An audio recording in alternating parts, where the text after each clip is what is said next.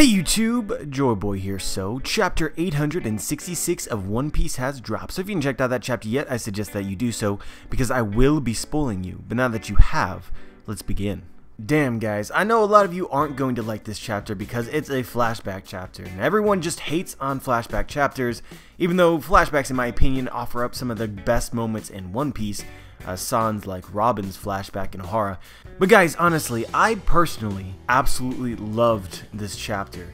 Giant hype, Elbaf hype, Big Mom Ayonko's past hype, as well as potential explanation for how she became the person that she is today. Guys, I honestly hope that I'm not alone here. And so as for the actual flashback, I don't know about you guys, and maybe I'm biased, maybe you can call me biased, but I got some feels. I honestly felt something for the natural-born killer. But it wasn't just her as well. There were some other scenes in here which I found to be really touching as well.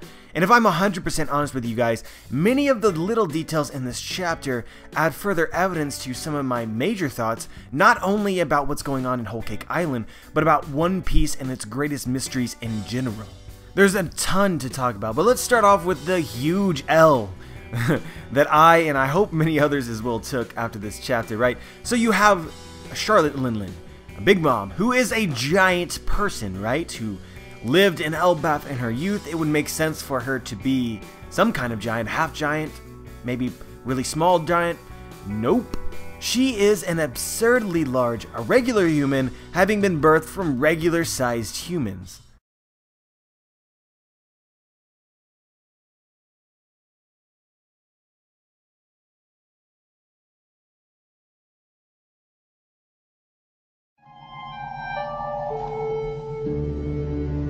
He's dead, Jim. Fascinating. The biggest troll in One Piece strikes again, Ichiro Oda.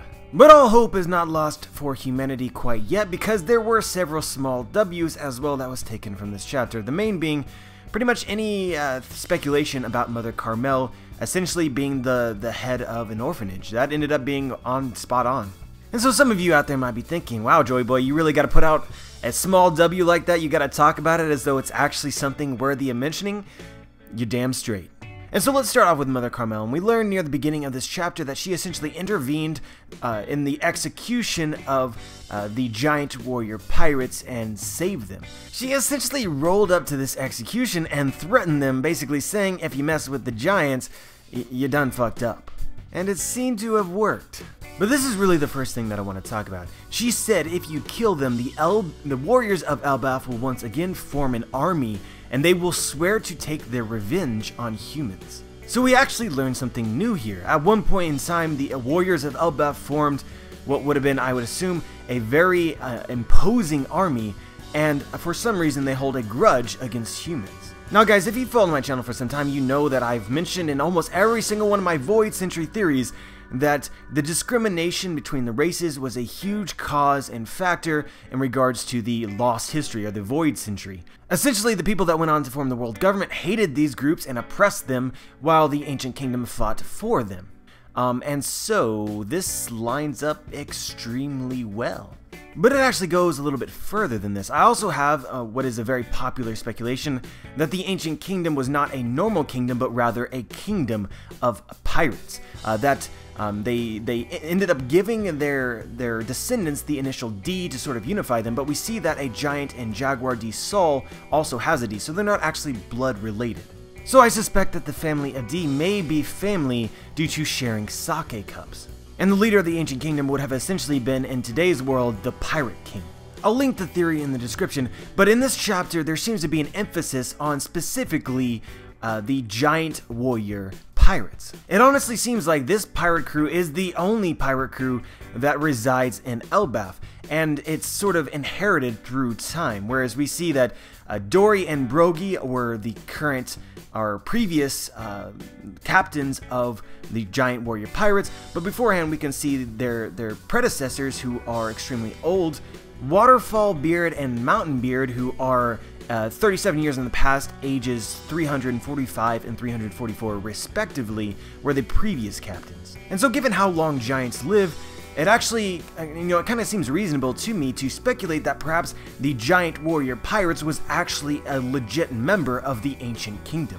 assuming they were in fact a kingdom of pirates. And it would explain the importance that seems to be placed on right now arbitrarily on the title of giant warrior pirates. And another thing that I want to point out to you from this chapter is I've talked in previous videos about the symbol of the sun in One Piece, and the symbol of the sun always seems to relate in some way to the various races of the world of One Piece. We have the sun pirates, fishmen clearly value the symbol of the sun, and I think they use it to represent sort of traveling up into the surface. But the same is actually true of the minks, which they call this time in the future the dawn, which is also relates to the sun. And then here we have the giants of Elbaf as well, worshipping the sun.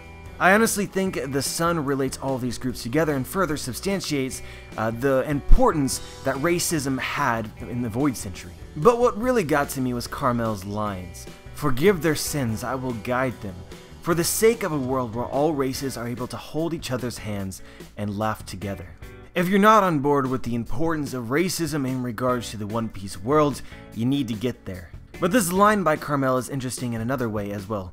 It's often considered to be a joke theory, and honestly, not many people really advocate for it, but it has always existed, which is that many people wonder what the D actually represents.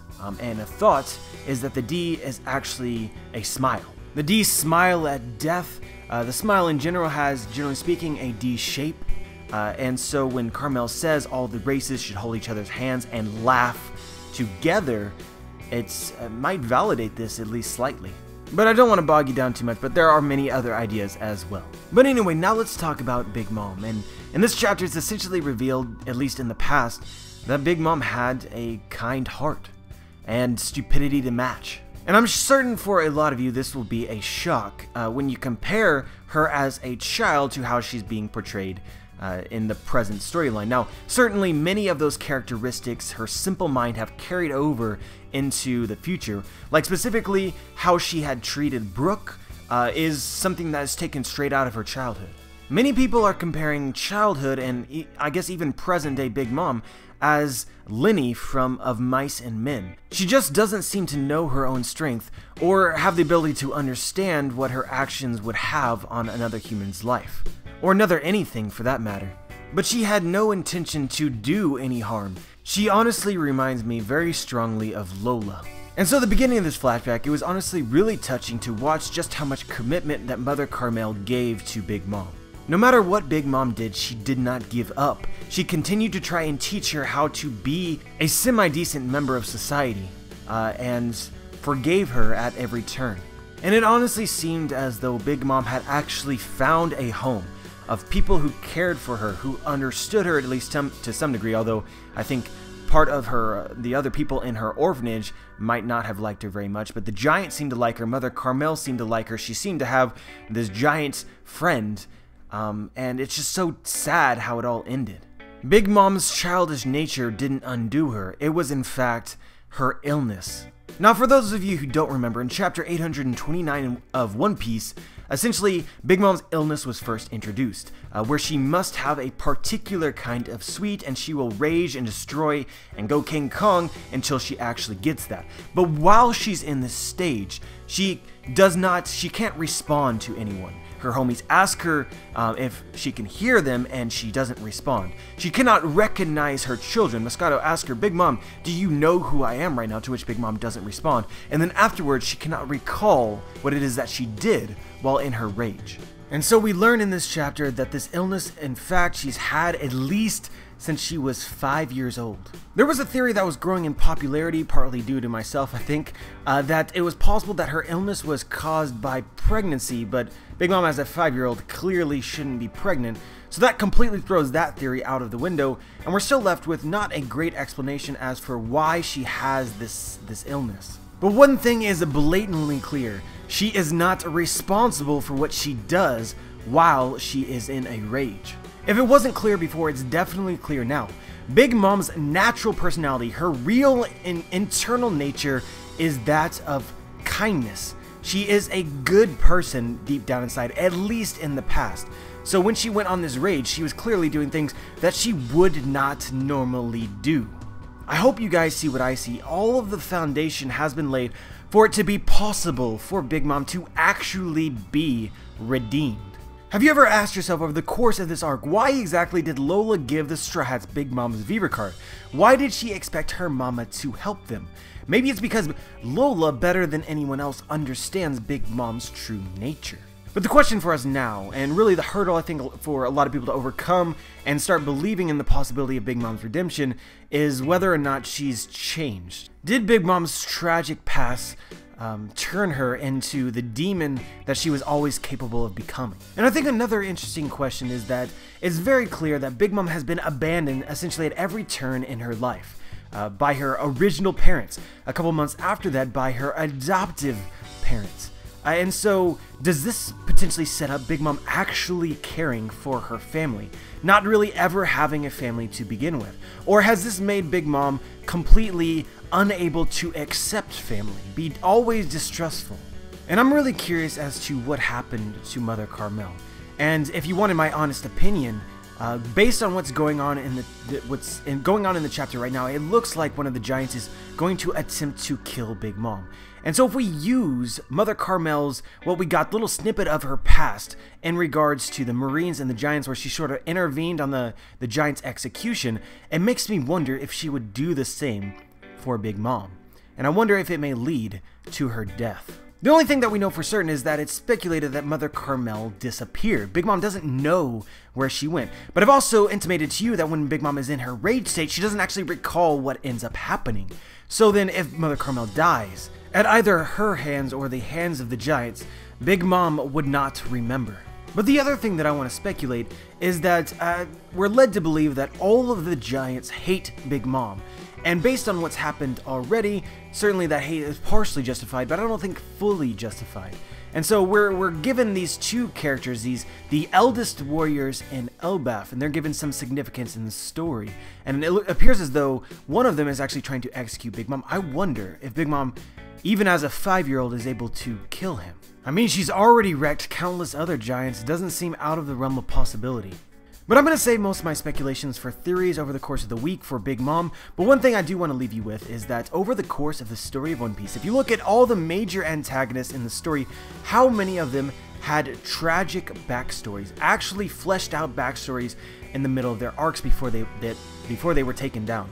Moria, just before he was defeated, got a couple lines in which it was explained that Kaido killed his crew, which explained why he wanted to create a zombie army. Doflamingo got a flashback mini arc in the Dressrosa arc, in which it was essentially explained that he was to blame for most of what happened in his past, and he was essentially not remorseful for it. So although the backstory was tragic, it didn't offer us any sympathy whatsoever. And then we have Boa Hancock, who was initially a major antagonist, but eventually became a future ally. And lastly, we have Big Mom, whose backstory is also meant to be sympathetic. And so the fact that she's getting a backstory in the first place is already interesting, but if we use previous examples and compare it to the current backstory that we're getting, we're left with two possibilities. Similar to Moria, she is essentially about to be defeated and we're getting an explanation for her character just before that happens. Or similar to Boa Hancock, this explanation is meant to make you sympathize with her and to validate her later becoming some kind of friend, assuming that the Straw Hats are able to change her or influence her in any way. And so what are the possible things that could happen to Big Mom? Well, apparently she's not aware of what she does on her rages, where she kills her children. She basically ruined her foster home. She killed a bunch of her friend giants, potentially even her own mother, Mother Carmel, but she doesn't remember any of it. What if she actually remembered? What would happen? And we're led to believe that Big Mom would have been able to live in Elbaf relatively happily if it weren't for this illness. So what if the illness was potentially cured? What if Big Mom became sort of aware that she was sick, got all these memories back, and was cured? What would happen then? But yeah, guys, I'm going to end this video with some parting thoughts. First of all, Big Mom is strong as hell, even as a 5-year-old. It's scary. She's a prodigy. Any thought out there, any thought that you may have had that Big Mom was never as strong as it was implied that she was as being a Yonko, completely false. Big Mom is hella crazy.